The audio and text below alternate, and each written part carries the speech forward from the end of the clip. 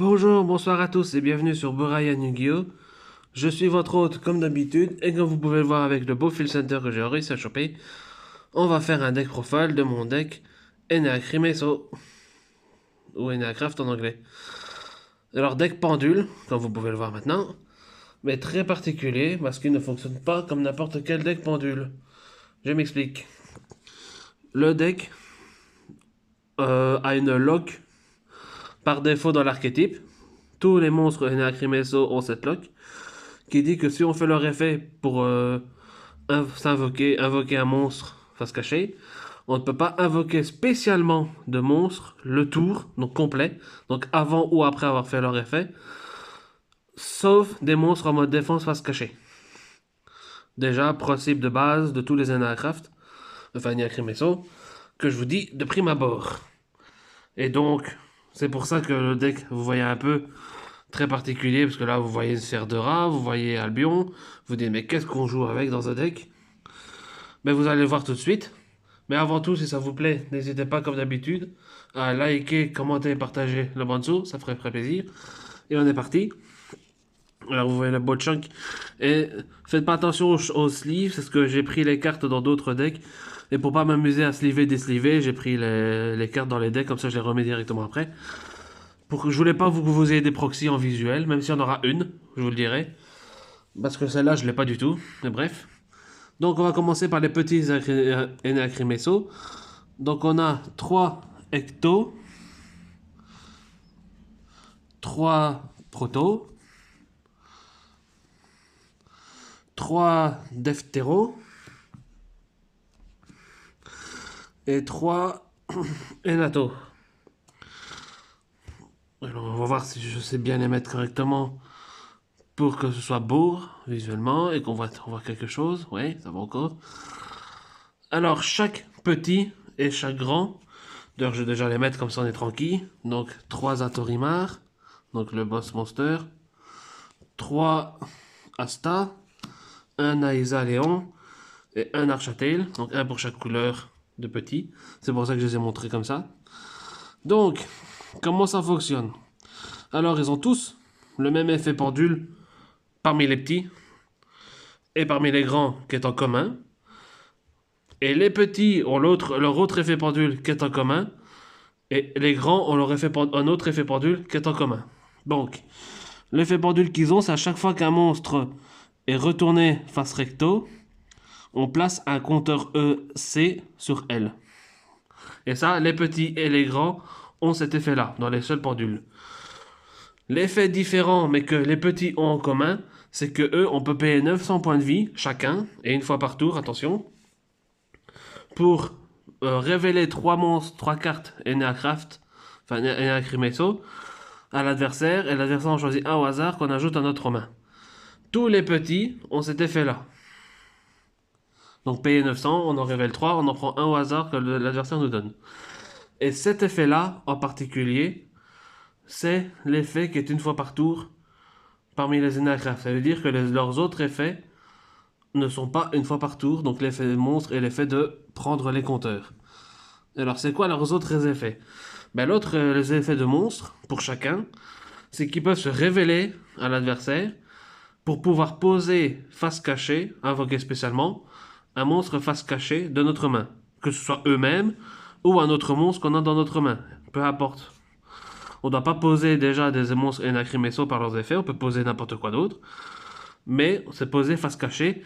Et si on fait ça, et là je vous le dis directement dans le texte, on ne peut pas invoquer spécialement le tour où on a activé cet effet, sauf en position de défense face verso. Ça veut dire que c'est un deck pendule qui nous empêche d'invoquer par pendule. Parce que il dit bien le tour, et pas le reste. Oups. Contour. Facto. Il dit bien, on peut pas invoquer spécialement le tour où on active les effets. Enfin, cet effet-là de révéler et poser. Par contre, ça veut dire que on peut pas invoquer par pendulation. Donc, et par lien, par fusion, par synchro, enfin rien du tout. Sauf si c'est face cachée. Mais il n'y a encore aucun monstre fusion qui s'invoque face cachée. Donc c'est très spécial. Et après, ils ont tous le même effet que s'ils sont face cachée sur le terrain, Si l'adversaire fait quelque chose en particulier, ils peuvent s'activer face cachée pour se retourner et ajouter un Aircraft. Et ça, c'est tous les petits qui ont cet effet-là. Les grands, ils ont aussi cet effet-là de quand l'adversaire fait quelque chose, il se retourne, mais la résolution, c'est autre chose. C'est pas une tuto. Donc, mais tous les petits, c'est l'adversaire fait un truc, en réponse, effet, il se retourne et on ajoute. Et après, ils auront du coup dans une nouvelle chaîne leur effet flip qui vont s'activer. Par exemple, le petit Ecto, donc le bleu, lui il dit bien que lorsque l'adversaire active une carte ou un effet qui inclut un effet qui invoque spécialement un ou plusieurs monstres, donc par exemple un brandet de fusion, en effet rapide, on peut le changer en défense face recto et en cost, et on ajoute une carte Enacrimeso depuis le deck à la main. Et ça, du coup, tous les petits ont ajouté une carte, retourné et ajouté une carte. Mais c'est la condition d'activation de cet effet-là qui est différent. Et lui, en effet flip, jusqu'à la fin de ce tour, on annule les effets d'amance à effet contrôlés par l'adversaire. Donc ce qui est pratique, c'est que, et vu que c'est annulé, tous leurs effets flip, et il faut bien regarder, mais normalement c'est le cas pour tous, que ce soit les petits ou les grands, leurs effets flip sont mandatory. Donc c'est-à-dire qu'ils vont d'office s'activer en chaîne 1. Ce qui est un peu chiant, parce que comme j'ai dit par exemple, brandet de fusion, on va faire effet, brandet de fusion. Vous faites OK, effet, on se retourne pour ajouter. On résout la chaîne, donc on le retourne, on ajoute. Lui, il fait sa brandet de fusion, il invoque son monstre. Résolution, donc nouvelle chaîne. Chaîne 1, on va tenter d'annuler son monstre. Mais vu qu'on est obligé de faire chaîne 1, il peut faire chaîne 2, et son monstre sera quand même résolu. Donc c'est un peu... Faut faire ça sur des monstres qui ont un effet d'ignition, mais pas quand ils arrivent quand ils sont invoqués. Parce que du coup, ils vont s'en faire d'office vu que vous êtes des chaînes 1, ils vont s'activer en chaîne 2, et donc du coup, ils vont quand même faire leurs effets. Alors que vous, votre but, c'est des negate. Donc c'est un peu problématique. Alors l'autre, le proto, le rouge, c'est lorsque l'adversaire active un effet de monstre dans la main, donc une entrap par exemple, ou un effet de monstre qui va s'invoquer ou autre chose, genre la Finmel pas Finmel, comment elle s'appelle, celle de Dracotail qui s'active dans la main à niveau 5. Elle, du coup, elle se change en défense et ajoute un Aircraft depuis le deck à la main, donc comme j'ai dit, c'est le même effet. Mais son effet flip, c'est détruire un monstre contrôlé par l'adversaire.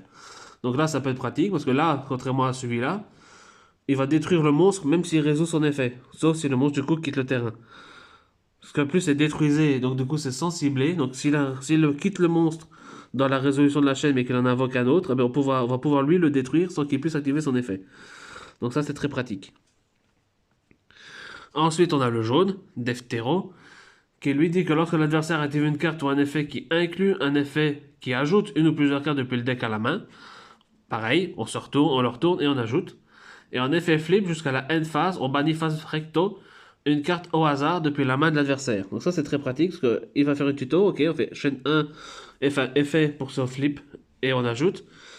Et en résolution, il va avoir tuto du coup sa carte. Et en résolution de ça, son effet flip va s'activer pour pouvoir bannir une carte depuis sa main. Et donc du coup, potentiellement, la carte qu'il a été tuto, si on tourne dessus, vu que c'est au hasard.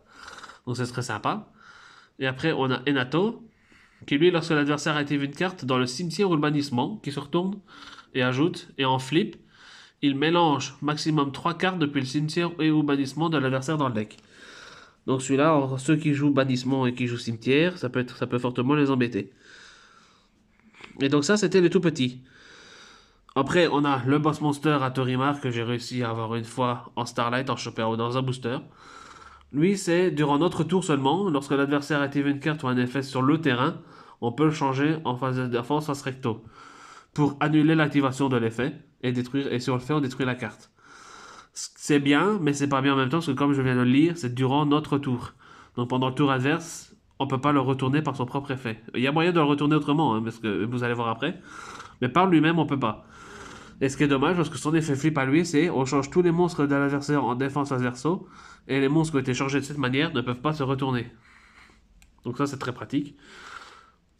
C'est pour ça que c'est lui qu'on joue x3 avec lui, parce que lui, il permet que l'adversaire va activer une carte qui cible une ou plusieurs cartes sur le terrain, enfin qu'on contrôle à nous. On peut le changer de défense verso à recto pour annuler l'effet. Puis on peut bannir face verso une carte au hasard depuis la main de l'adversaire. Mais là, c'est pas jusqu'à la fin du tour, donc c'est très cool. Et quand il après, et lui, c'est pas un effet flip, mais c'est quand même un effet qui dit qu'après qu'il ait été retourné face recto, tant qu'elle est dans la zone monstre, l'adversaire ne peut pas cibler de cartes sur le terrain ou les cimetières avec des effets. Donc là, on peut le retourner quand il cible une carte chez nous, mais une fois qu'il est retourné, il ne peut plus rien cibler du tout, sur son terrain ou dans les cimetières. Donc même le sien. C'est très pratique. Isaiah Léon, lui, il bannit 3 cartes, si je me souviens bien. Lui, c'est lorsque l'adversaire active une carte ou un effet en réponse à l'activation de notre carte ou effet à nous. On peut le changer de défense face verso à recto et renvoyer, ça c'est le cost. Et l'effet, c'est renvoyer max 3 cartes depuis le terrain à la main, donc c'est un boost 3. Et après qu'il ait été retourné face recto, tant qu'elle est dans la zone monstre, chaque fois que l'adversaire ajoute une ou plusieurs cartes à sa main par un effet, il prend 900 points de dommage pour chaque carte. Donc ça c'est très pratique. Parce que tant qu'il est retourné, et lui il a un effet similaire, je vais vous le dire après. Mais donc du coup, tant qu'il est retourné, si l'adversaire va ajouter des cartes, il va prendre 900. Alors que lui, il sait que lorsque l'adversaire va activer une carte ou un effet qui va détruire une ou plusieurs cartes sur le terrain, on peut changer. Et, le reste du tour, les magies, Enakrimeso et monstres qu'on contrôle ne peuvent pas être détruits par des effets de cartes. Donc ça c'est très pratique, parce que si on le fait en chaîne, un effet qui va encore détruire une de nos cartes, ben, les cartes ne seront pas détruites. Et lui, après qu'il est retourné, tant qu'elle est dans la zone monstre, chaque fois que un ou plusieurs monstres sont envoyés au cimetière de l'adversaire, il reçoit 900 points de dommage. Donc ça c'est très pratique, ça fait beaucoup de burn, parce que ça c'est le but du deck, c'est vraiment l'interactivité avec sur des effets, et de faire du burn à la fin. Ça vous le verrez plus tard encore. Parce que eux deux font du burn, mais c'est pas eux le burn principal. Et aussi, leur effet pendule qui est différent des petits, c'est que, attendez que je me rappelle bien comment c'est écrit, à la fin de la battle phase, si on a une carte Enakrimeso dans notre autre zone pendule, on peut cibler un monstre sur l'adversaire avec une attaque inférieure à la carte elle-même ici, pour le détruire. Donc ils ont tous 3000 d'attaque. Donc on peut, à la fin de la battle phase, cibler, si eux sont dans une échelle pendule et on a un autre Enakrimeso, que ce soit un petit ou un grand, on peut, à la fin de la battle phase, détruire un monstre de l'adversaire qui a 3000 ou moins. Et donc si on en a deux grands dans les échelles pendules, dans les échelles pendules, bon, on peut le faire deux fois. Pardon. Donc c'est très cool. Et donc ça, c'était pour les monstres Enakrimeso. Donc ça a déjà duré longtemps pour vous expliquer un peu. Et en plus, j'ai préféré lire les cartes pour être sûr de ne pas me tromper dans les effets. Donc si vous avez des questions, n'hésitez pas à me le dire en commentaire, je donnerai plus de précision. Mais donc voilà, donc comme vous pouvez le voir, c'est un archétype qui se joue avec ces monstres pendules là, mais qui t'empêche d'invoquer par pendule, donc il faut jouer d'autres cartes qui permettent de pallier à ça. Et ça on verra après. D'abord on a les magies Enakrimeso, donc on a le renversement Enakrimeso, qui est déjà une carte très, très sympa, parce qu'elle permet de mélanger un nombre de choix de cartes Enakrimeso depuis la main ou terrain dans l'extra deck ou deck pour piocher un nombre de cartes équivalent à ce qu'on a mélangé. Donc c'est un genre de maillet magique. Ce qui est très sympa parce que ça peut remélanger les monstres Enakrimeso qu'on a déjà fait leurs effets once per turn dans les échelles pendules, donc les petits, pour pouvoir potentiellement piocher les d'autres petits qu'on n'a pas activés. Donc c'est très cool.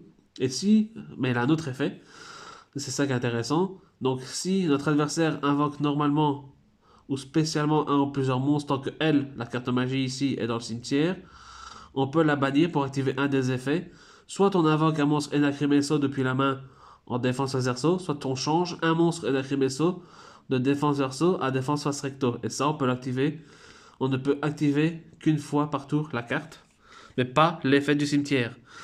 C'est bien écrit, on ne peut activer qu'un réinversement Enakrimeso par tour. Donc on peut activer une fois la carte. Donc depuis la main, paf, c'est une activation de carte. Mais depuis le cimetière, c'est pas une activation de carte, c'est une activation d'effet. Donc c'est l'effet du cimetière, on peut le faire plusieurs fois par tour. Donc 3 fois maximum. Et donc c'est comme ça que vous allez retourner pendant le tour adverse à Tori pour pouvoir faire Book of Eclipse. Donc c'est très sympa. On a ensuite l'activation Enakrimeso qui permet à elle de placer directement en échelle pendule des monstres Enakrimeso. Et si elle est dans le cimetière, sauf le tour où elle est envoyée, on peut la bannir pour rajouter un Enakrimeso face recto depuis notre extra deck à notre main. Donc ça recycle nos monstres depuis l'extra deck, donc c'est très pratique. Et enfin, on a la carte la plus importante du deck, Enneapolis. Alors pourquoi elle est très importante? Déjà, elle est toujours traitée comme une carte Enacrymeso, donc c'est très très pratique. Une fois par tour durant la end phase, c'est ça l'effet important, on retire tous les compteurs EC depuis notre terrain, et si on le fait, l'adversaire reçoit 900 points de dommage pour chaque. Donc c'est en ça que c'est important d'avoir des monstres Enacrymeso dans nos échelles pendules pour amasser des compteurs. Et comme ça, durant chaque end phase, donc c'est durant la end phase, donc pas nécessairement la nôtre, l'adversaire reçoit des dommages en fonction du nombre qu'on a réussi à ramasser. Et parfois, en fonction de la main que vous avez, vous arriverez facilement enfin facilement non, mais vous arriverez à faire que pendant le tour adverse, vous arriverez à plus de 8000 de dommages. Donc c'est très pratique. Et c'est donc le but du deck, c'est vraiment de burn à la fin, mais de jouer contrôle en même temps avec les monstres et Nakrimeso quand ils sont face cachée. Mais elle n'a pas que cet effet-là. On peut utiliser les effets suivants qu'une fois par tour. Donc c'est pour ça que l'autre, c'est écrit une fois par tour, mais une fois par tour par copie. Mais l'autre, on peut faire les effets suivants de Enneapolis qu'une fois par tour. On peut cibler un nombre de notre choix de cartes monstres, pendules et Nakrimeso qu'on contrôle et on les renvoie à la main. Et donc c'est bien écrit carte monstre pendule. Donc c'est à dire que ça c'est dans les rulings des monstres pendules. Un monstre pendule qui est en zone pendule est une magie. Mais à la base, la carte en elle-même, ça reste une carte monstre pendule. C'est pour ça que c'est écrit comme ça.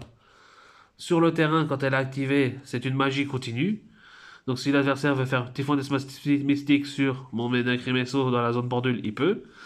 Mais d'origine, la carte physiquement, de base, c'est une carte monstre pendule. Ça veut dire que vous ayez en monstre pendule ou en tant que monstre classique, vous pouvez les cibler pour pouvoir les rajouter dans votre main. C'est ça le principe. C'est pour ça que je voulais être sûr que ce soit bien compris. C'est le terme carte monstre, pendule. Sinon, si c'était le nombre de choix de monstres pendules, ben là, ça ne serait pas le cas, parce que quand il est en zone pendule, c'est plus un monstre, c'est une magie. Bref. Et après, si un ou plusieurs monstres pendules et Nakrimeso qu'on contrôle sont retournés face recto durant la main phase, on peut en choisir un, et soit on le renvoie dans la main, soit on le place dans la zone pendule. Donc ça peut être pratique si on a une zone pendule de vide, on retourne un monstre, on fait son effet, et à la résolution, on fait son effet flip et l'effet potentiellement du terrain pour le remettre en zone pendule. Donc c'est très pratique. Et là, c'est tout ce qu'il y a pour l'instant, on est à Crimeso. Il y a 3 cartes de support qui ont été annoncées, donc un nouveau petit, un nouveau grand et une magie. C'est pour ça que du coup, pour l'instant, le deck, je le joue comme je joue à 60 cartes. Parce que comme ça, j'aurai plus facile à retirer des cartes pour mettre les nouvelles. Parce que quand on regarde les listes classiques à 40, ben, il y a 30 cartes Enacrymeso et 10 cartes de non-engine. Et du coup, je trouve que c'est très peu. Et en plus que là, si on va rajouter d'autres Enacrymeso, quand ce sera magie et en monstre, ça en fait 9. Si on les ajoute tous, ça fait 39. Ben, il ne reste plus qu'une place pour rester à 40. Donc du coup, c'est pour ça que j'ai décidé déjà maintenant de faire un deck à 60. Comme ça, j'aurai plus facile pour retirer des cartes. Je pense, enfin j'espère. Et donc du coup, comme vous avez vu, tout notre engine est Enacrymeso. Pour l'instant, on le joue x3 chaque, vu qu'on a 60 sauf les deux là. Parce que ce n'est pas nécessairement suffisant. Et plus tard, on diminuera aussi potentiellement celui-ci et peut-être le terrain, parce que l'une des cartes de support permet de l'activer plus facilement. Mais du coup, on va pouvoir retirer des autres cartes. Mais ce que je voulais dire surtout, c'est que on ne peut pas invoquer spécialement autre que des faces cachées. Mais ça ne veut pas dire qu'on ne peut pas invoquer normalement. Ou poser normalement. Et donc, c'est pour ça que la plupart des decks, en tout cas la majorité, jouent par exemple notre copain le Zaborg. Parce que vu qu'on n'a pas de normal summon dans l'archétype, à part potentiellement poser les monstres Enacrymeso, mais les petits, à part ça, il n'y en a pas. Du coup, on joue Zaborg. Pourquoi? Parce qu'elle est très pratique, parce que vu qu'on peut pas invoquer non plus spécialement, notre extra deck est libre. Donc on peut jouer n'importe quoi. Et donc Zaborg est très pratique pour ça. Parce que quand il est invoqué par sacrifice, en sacrifiant un monstre lumière, il peut faire son effet. Enfin déjà classique, s'il est invoqué par sacrifice, on peut cibler un monstre sur le terrain et le détruire. Mais si c'était un monstre lumière, et on va le cibler lui-même évidemment, chaque joueur envoie autant de cartes que possible depuis son extra deck au cimetière, mais pas plus que le niveau d'origine du monstre détruit. Donc on va cibler lui-même, ou potentiellement, si on a un gros et un Crémesso sur le terrain, vu qu'ils sont lumière, on peut les péter aussi. Mais il vaut mieux, enfin, c'est pas intéressant pour nous. Donc on va péter Zaborg. Donc ce sera niveau 8. Vu qu'il est niveau 8, ce sera 8. Donc on envoie, nous et notre adversaire, 8 cartes de notre extra deck au cimetière sur les 15. Donc c'est-à-dire qu'il reste 7 à l'adversaire. Si c'est un deck qui joue fort avec l'extra deck, comme Miami, il joue une fois chacune des ses synchros et 3 fois l'alien, ça fait déjà 5 cartes d'engine par rapport à Miami. Enfin 5. Il joue plus 2 fois l'alien, donc ça veut dire 4. Enfin 5 comme malgré tout, je me suis trompé, parce que vu que ça fait 3 et 3, ça aurait fait 6. Pardon. Donc là, ça serait 5 cartes. Et il peut pas se permettre, mais donc du coup il va devoir envoyer, s'il ne veut pas envoyer ses Yami, il va devoir envoyer ses non Yami. Donc ça va un peu détruire ses combos. Il va devoir se stocker à Miami seulement. Donc voilà, donc c'est pour ça que Zaborg est pas mal du tout. Et vu qu'on n'a pas de normal summon, ben voilà, Zaborg. Hein. Dites-moi ce que vous en pensez. Et ça, ben ça tout le monde le joue classique. À 40, il le joue à 1. Moi, je joue à 60, donc je joue x2. Enfin, x3, je préfère. Alors ensuite, vu que vous avez vu, on a beaucoup de magie normale dans l'archétype. Enfin, beaucoup. Là, on en a 2 sur les 3 magies. Et on en a une de la prochaine magie de support qu'on va avoir. C'est aussi une magie normale. Donc, je me suis dit, bah, petit engine PTT. Donc actuellement, je joue 3 fois le PTT pour pouvoir soit tuto ou poser mes magies. Attention, si vous les posez, vous pouvez pas les activer. Donc c'est mieux en go second dans ce cas-là. Et donc du coup, je joue aussi 3 interdictions de vente. Quand vous voyez, notre deck fait beaucoup de tutos. Tous les petits monstres tutos. On a la pioche avec la magie qui remélange les cartes, etc. Donc, on est fort faible face à Droll. Droll, dès qu'on fait notre premier tuto, on se prend Droll. Ça tue complètement le deck. Il pourra faire que juste invoquer pour face cachée les monstres qu'il a déjà en main et faire fin de tour. Donc c'est un peu chiant. Et donc je joue interdiction de vente parce que comme ça je dis Droll. Et je peux pas me prendre Droll. En gros. Que ce soit Go First ou second. Donc c'est pour ça que je la joue. Ensuite, vu qu'on joue tout x3 sauf 2 des niveaux 9, je joue 3 Pro des désirs. Même si je n'aime pas la carte. À 40 en tout cas je la joue pas. Mais à 60 je me dis pourquoi pas en vrai. Mais franchement je suis pas le genre à beaucoup apprécier la carte. Parce que oui c'est un pioche 2 mais on perd 10 cartes de notre deck. Donc on perd du grand game potentiellement. Mais ça reste quand même un pioche 2 donc je peux pas retirer le fait que cette carte là est trop forte. Donc je la joue. Un TTT évidemment. Si on joue PTT autant jouer TTT aussi. Et après 3 canons d'Aruma. Cette carte est très forte dans le deck parce elle fait face cachée tous les monstres. Et s'il y a des monstres qui n'ont pas été mis face cachée, ils sont envoyés au cimetière. Si nous on a retourné nos monstres, ben, potentiellement du coup on les remet face cachée.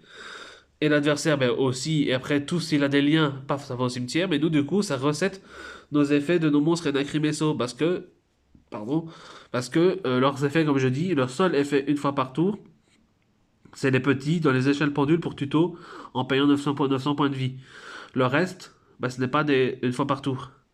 Donc on peut refaire si l'adversaire refait des trucs et active la version face cachée des Lacrimesso, on peut les refaire. Donc ça c'est pour ça que je joue le canon d'Aruma. Parce qu'en plus c'est un bon board breaker aussi. Et donc ça, c'était les magies surtout jouées pour aller avec PTT.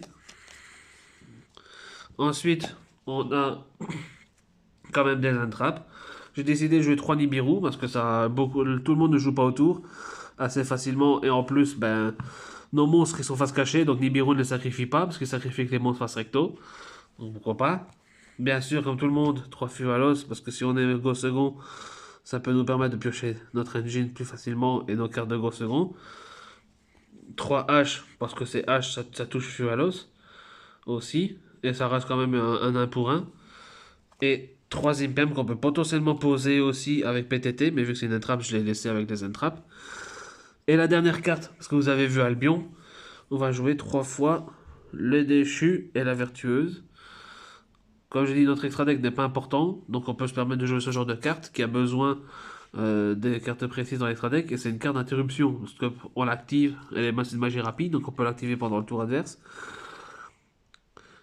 On cible une carte, on envoie en cost un monstre de l'extra deck, et on pète un monstre sur le terrain. Et donc si on est, si on a on est ciblé, ou si on veut empêcher l'adversaire de cibler ses trucs, ses propres monstres ou autres, on peut les détruire grâce à elle. Et vu qu'on va envoyer un Albion, durant la phase, il va nous en ajouter ou en poser un deuxième. Et du coup, on a un autre Albion, etc. Vous verrez l'extra deck après. Donc très forte la carte. Elle est beaucoup jouée dans plein de decks justement différents. Parce qu'en vrai, c'est juste 3 cartes et ça demande 3 places dans l'extra deck au maximum.